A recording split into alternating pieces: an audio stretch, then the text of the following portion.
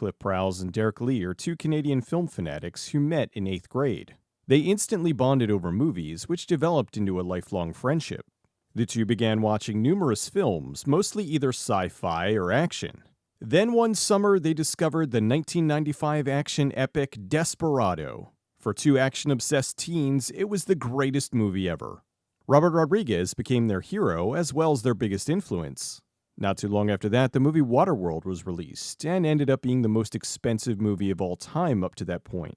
They saw it and said, "We could do better, and with no money." So that was what they set out to do. Armed with their parents' handycams and a copy of Rebel Without a Crew, the duo and their friends made their own homemade action films. The movies were largely a series of Desperado ripoffs, with Derek taking on the lead since he had the best on-screen presence. They then took their footage and edited it on 2 VCRs using the pause button method.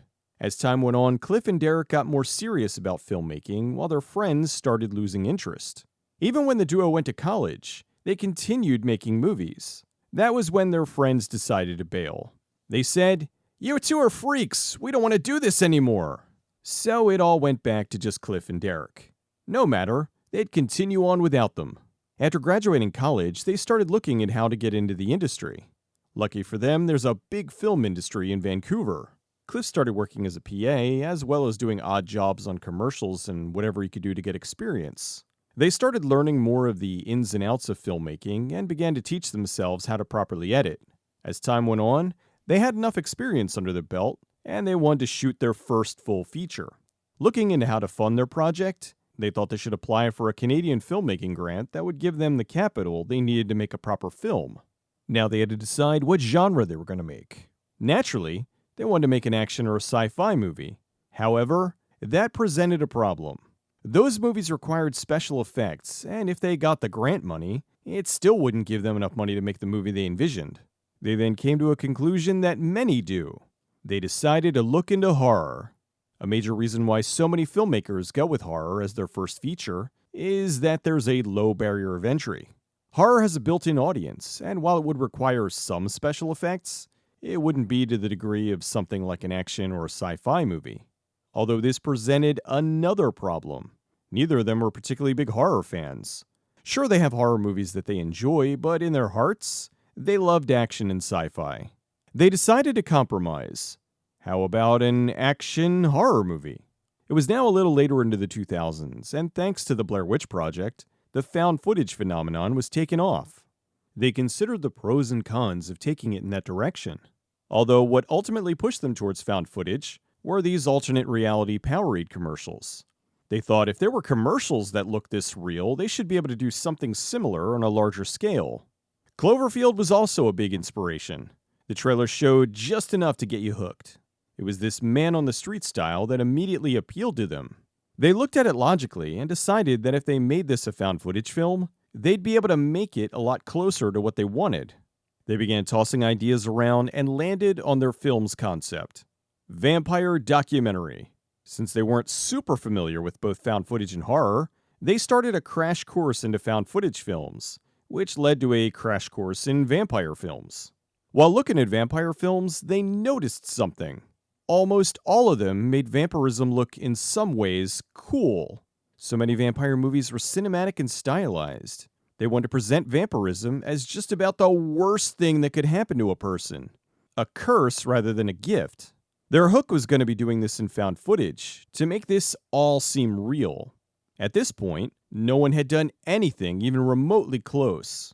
Instead of gothic castles, puffy shirts, and British accents, they wanted to make a raw, visceral, realistic vampire film.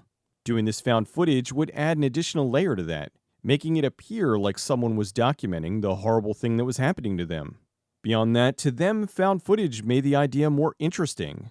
If it was shot conventionally, it wouldn't work. It would just play out like every other monster movie. Now with the basic idea, they got to writing. They spent a few months working on their first draft. They called the script Ends of the Earth. The story was about two best friends who start a travel blog where they announce that they're going on a backpacking trip through Canada. Derek discovers he has an untreatable aneurysm and could die at any moment. He wants to go on this trip as a last hurrah, to go out doing what he loves, which is traveling with his best friend. A short time into their trip, Derek gets bitten and begins his transformation into a vampire. Only it's not the sparkly, handsome kind. It's the bloodthirsty killer that needs to feed kind. They were floating the idea out there and caught the attention of producer Chris Ferguson. He joined the production and helped them to refine their vision. He loved the idea and said they should apply for the filmmaking grant. The max you could get for the grant was $318,000 Canadian. However, there was a catch. You had to put up $118,000 of it yourself. So, borrowing from friends and family, they were able to raise the $118,000. Then the grant gave them $100,000 and would give them the remaining $100,000 when they delivered a finished film.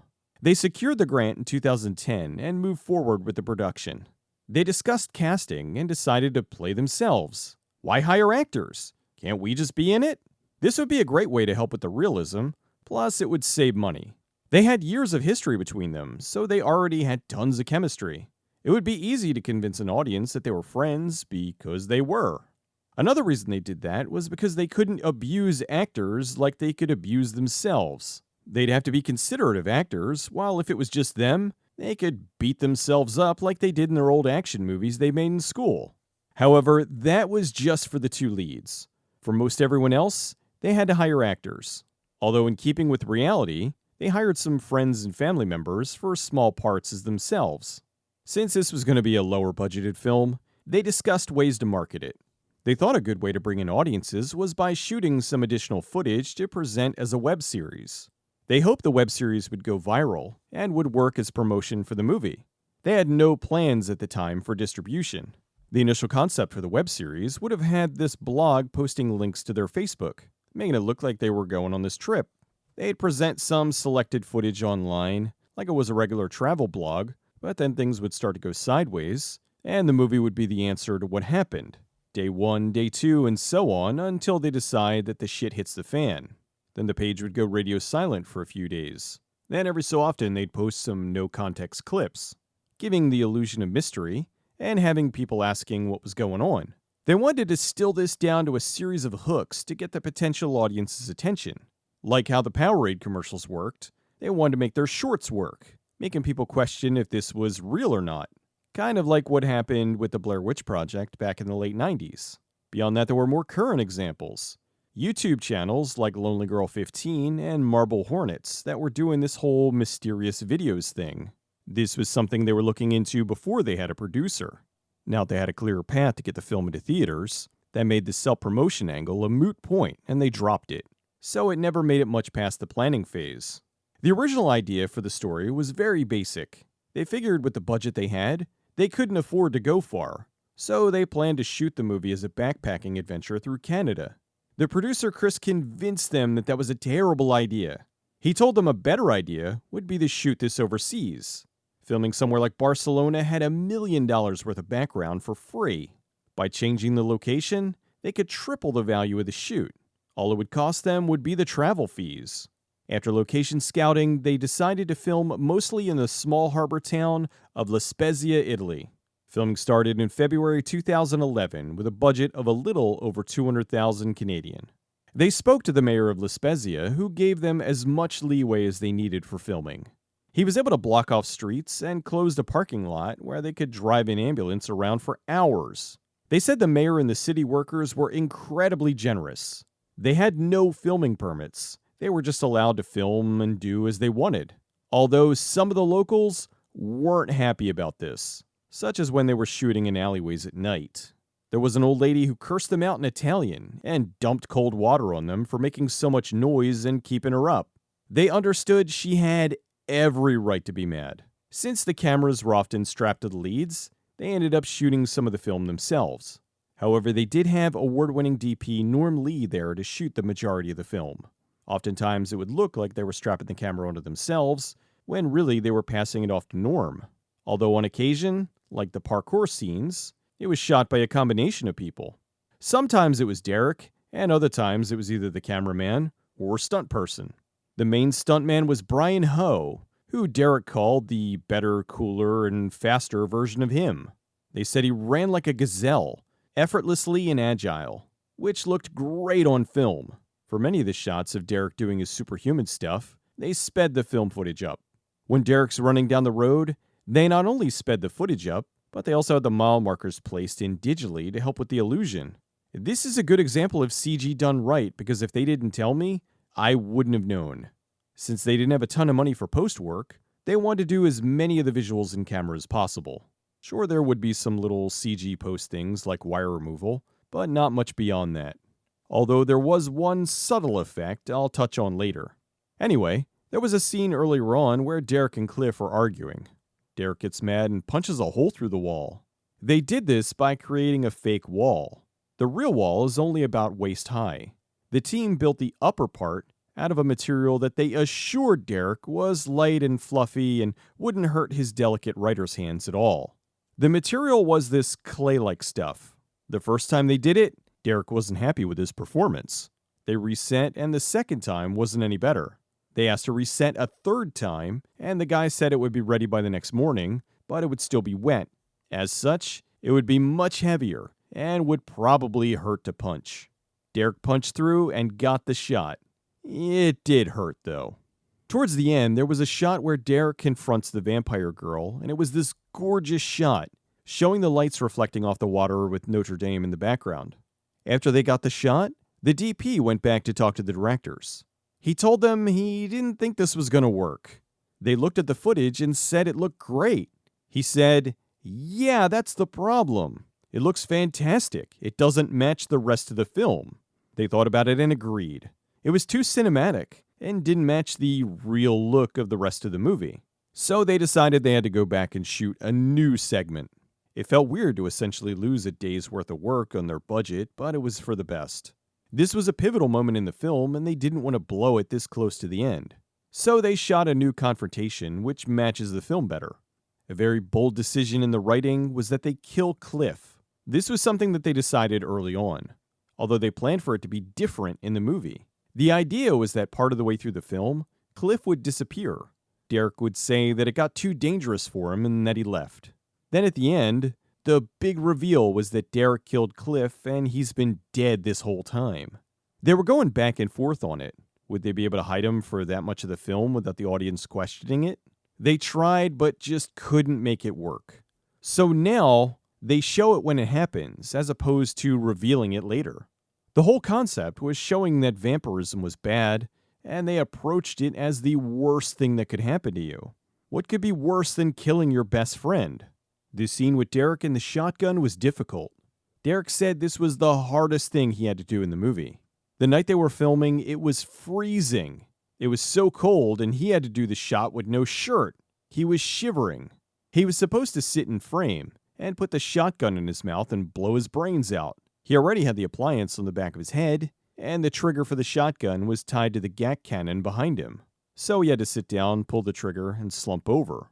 He did it once and missed his mark. Second time was much better. Although he was shivering so much from being cold, he couldn't sit still no matter how hard he tried. The big shootout with the French SWAT team was them flexing their action movie muscles. This was always in the concept for the big showstopper scene. Taking everything they learned from years of action movies, they worked to make the sequence feel like the superhuman found footage version of Desperado. They spent 7 weeks filming in Europe, mostly in La Spezia, but also Barcelona, Vernazza, and Paris, France. The team then returned to Canada to shoot for an additional week in Vancouver. They said the time they spent in Europe was like film camp with their buddies. They were paid to run around Europe, eat great food, and play vampire. Since they weren't doing this for a lot of money, it felt like something they were doing for fun. They were young and full of energy, which translated to the shoot. With principal photography finished, they moved into post. As a nod to their old homemade movies, they planned to open the film showing clips from the shorts they made as kids. While going over the footage, they saw the scene where Derek shoots himself and noticed just how much he was shivering. It made it obvious that he wasn't dead. The effects team said they could freeze him in place, which made the duo very happy. They also added in some extra splatter in the background and included a very subtle effect of Derek's head slowly stitching back together. They finished the initial cut of the film and shopped it around. This helped them to get a sales agent who was able to get the film in front of CBS Films, who bought the distribution rights. CBS liked the film, but felt they needed some things to punch it up. They gave them some additional funds to do some reshoots. Even though they only had a few requested reshoots, The money they gave them dwarfed the original budget. They returned to Europe in 2012 for the reshoots. The extra money helped them to improve certain aspects of the film, mostly adding in some visual effects and giving the action scenes a little more punch. They did this by inserting new shots like the cop falling off the roof in the big chase scene. With the new budget, they were now able to have stunt people on cranes. The part where Derek jumps onto the theater was one of these reshoots. When they shot the film initially, they were doing everything on a shoestring, and as such, many of the people working on the film weren't paid what they really were due. So now with the additional funds, they were able to bring all those people back and give them the wages they felt they deserved. This was their way to thank them for toughing it out through the initial shoot. There was one segment that CBS Films wanted removed. This had to do with Derek losing his humanity. Clif and Derek showed this by having his character hunting and killing a dog. CBS Films told them that they had to change the scene. They essentially said, "Kill a dog? You monsters, how dare you?" Clif and Derek told them this was the reaction they wanted. It was horrible what Derek had to do. They didn't want it to be seen as good. It was meant to trigger a visceral reaction. They just wanted to show how desperate his character was. Killing the dog was supposed to hurt Clif, it was supposed to hurt Derek, but most of all, it was supposed to hurt the audience. CBS told them if you kill a dog in your movie, audiences will boycott. Derek said, "Okay, if we're going to have to do this, we're going to make it hurt."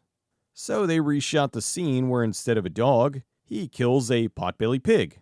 They got the cutest little potbelly pig and added in the worst painful pig squeals they could find. The original ending was the gut punch of finding out that Clif was dead. After realizing there was no way to make that effectively work, they redid it to show how Derek had come to terms with being a monster, and he was going to try to find his own way to live with this. I'm not the person you remember. CBS wasn't really crazy about that. They didn't like that it was a downer ending. They tried to come up with different endings. One they considered was that Derek was hunted by other vampires who warned him to stop filming because he was exposing them. They realized that was awful and dropped it. After working through some scenarios, they decided a good place to end was Derek finding a way to deal with his situation. Since he can't kill himself, he has to find a purpose. So he uses his vampirism to hunt people who deserve to die. It was a callback to the vampire who initially bit him. She wasn't trying to turn him. She sensed that he was going to die anyway, which is why he was the one she chose to feed on. However, she was interrupted by the guys, which is why he lived and eventually turned. The studio wanted a more upbeat ending. They suggested an ending where we find out that not only is Clif a vampire, but now the duo can be best friends forever. They called this the Batman and Robin ending. The duo didn't want this. It was totally the wrong way to go, but it's what the studio wanted. Considering they had just put up a large sum of money into the production, they couldn't exactly say no. They needed to find a way to please the studio, but also not to betray the film that they had worked so hard on. They decided to go back to the original concept, where if you're a vampire and you don't feed, you lose all of your humanity, and essentially become a monster that feeds indiscriminately. So they shot the end to show that Clif does come back, but he is now the beast. He didn't feed, and now he has no humanity left. They added this in as a mid-credit stinger. It was a compromise that made the studio happy, while also not betraying the integrity of the film. With the new footage, they went back to editing. All in all, about 8% of the film was from the reshoots. They had a version where the travel blog section was longer, but they felt like it was taking too long to get to the point, so they shortened it. Around this time, CBS informed them they had to change the name of the film, because Fox owned the copyright on the title for a short they did decades ago. They had a meeting and the CBS folks said, "Look, Ends of the Earth is a great title, but we can't use it." They then suggested to try to find a title that started with A. The marketing team explained that titles starting with either A or a character would show up first in searches. Not sure if this is still the case, but it was like that back in 2012. It was a holdover from the old phone book days, where some companies would name themselves AA Towing and such. May also explain why the movie Zizek's Road did so poorly. Anyway, after tossing around a few names, they decided to go with Afflicted. Now CBS was trying to look at where to put the film in their release schedule. While the studio decided where they were going to go with the film, the duo continued to fine-tune it. They used this time to alter some of the dialogue. Since many times no one was on camera, it was easy to swap in and out. Well, it was easy for them, but not the sound guys who had to make sure to match the audio for indoors, outdoors, and so on. They managed to use various cheats to stitch the film together in the edit. When they whip-panned the camera, they matched a vertical line and cut it with another shot going in the same direction to make it seamless. They sometimes were able to stitch together scenes that were filmed in different countries. One big one was the scene where Derek jumped out the window. First, the actor ran to the window, then the stuntman jumped out the window, then once he hit the ground, he turned around to get the shot back up to where he jumped from. It appeared to be one continuous shot, but really, it's 3 shots stitched together. All in all, they said there were about 150 of these throughout the film. CBS Marketing liked the striking image of the healed exit wound on Derek's head and decided to make that the poster to promote the movie. The scars formed a map of a city in Europe, possibly either Barcelona or Paris. Now with the cut everyone was happy with, they readied it for the premiere. It premiered September 9th, 2013 at the Toronto International Film Fest during their Midnight Madness block, where it did very well. Despite this, CBS still wasn't sure what to do with it. Clif and Derek naturally were hoping for it to get a wide release. Finally, CBS decided to send it to a few more film festivals to decide. If the film did well, they'd give it a wide release. It played at multiple festivals and won awards at all of them. It even won 3 awards at Fantastic Fest. Audiences loved it, so naturally CBS would have to see that this had the potential to be a hit, and they should open it wide. Despite all of this, CBS ultimately decided to give Afflicted a limited release. The movie opened in 44 theaters on April 4th, 2014. As you would imagine, this made Clif and Derek very sad. It didn't give the film the reach they were hoping for. However, word of mouth spread when the film hit home video. Audiences were shocked to see one of the most effective and well-constructed found footage movies out there and wondered why this wasn't in theaters. Even horror fans that hated found footage were singing the film's praises, talking about how the movie was such a wonderfully unique take on a well-worn subject. Critics praised the film, saying things like, ambitious in scope and practically flawless in execution. Afflicted is good news for horror fans seeking something fresh and chilling from 2 impressively assured young filmmakers. Afflicted is one of those small films that never feels small, and it serves as a real announcement for the talents of Derek Lee and Clif Prowse, as well as all of their gifted collaborators. There's life yet in the found footage horror genre. Afflicted is one of the best found footage films. It proved that to make an effective found footage film, you first and foremost needed creativity. They were able to achieve a believability within their film that other larger budgeted films weren't able to do. It really does feel like you're watching these 2 friends travel around the globe and then watch as it all goes horribly wrong. I think this is one of the major reasons why the film succeeds so well at being believable. Clif and Derek's chemistry is overflowing. They were so good, I liked the film back when it was just a travel blog. I could have easily watched that movie. However, when it switches to horror, it does ramp everything up accordingly and becomes an incredibly intense experience. I appreciated how brutal they made it. So many vampire films treat the monster with this elegance, so it was refreshing to see it treated like a curse, which is what they were going for. It's not a gift to have to become a murderer to survive. Plus, it showed how Derek now had to deal with a fate worse than death. He has to live essentially forever, knowing that he killed his best friend.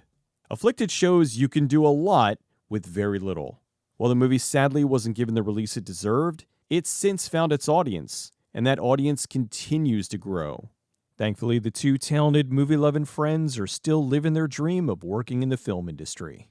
Clif and Derek continued writing, and currently have a few projects that'll be seeing the light of day soon.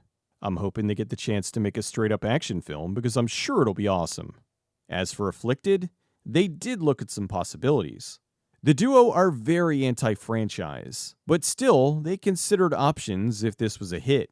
A major one was taking the idea and making it into a TV series. However, they ultimately decided to leave it as it was initially conceived, as a one and done. Honestly, that's probably for the best.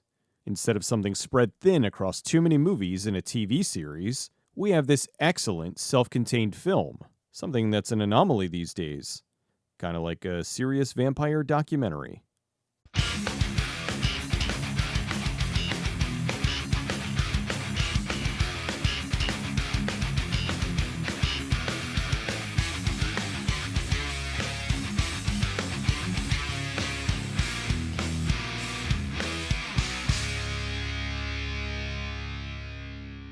And I can't in good conscience just let you stay here and hurt yourself. We have to go home, okay? It's the right thing. Jesus Christ.